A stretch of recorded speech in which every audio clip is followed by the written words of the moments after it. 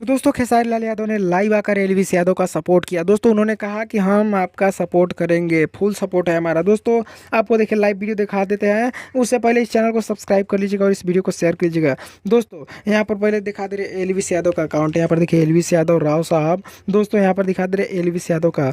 दोस्तों ये एलवीस यादव है जो कि बहुत ही बड़े यूट्यूबर है और इनके 11 मिलियन से ज़्यादा करोड़ों में इनके सब्सक्राइबर है और जहाँ जाते हैं तहाँ यहाँ पर लाखों हज़ारों लोगों का भीड़ लग जाता है। और दोस्तों बता दें कि ये बिग बॉस में गए हैं जहां सलमान खान इसको होस्ट कर रहे हैं, बिग बॉस ओटीटी को। वहां पर बड़े बड़े यूट्यूबर पहुंचे हैं, फुकरा इंसान भी पहुंचे हैं, मनीषा रानी भी पहुंची है। लेकिन दोस्तों बता दें कि एलवीस यादव का सपोर्ट चारों तरफ से आ रहा है, पूरे ट्विटर पे ट्रेंड मचा है।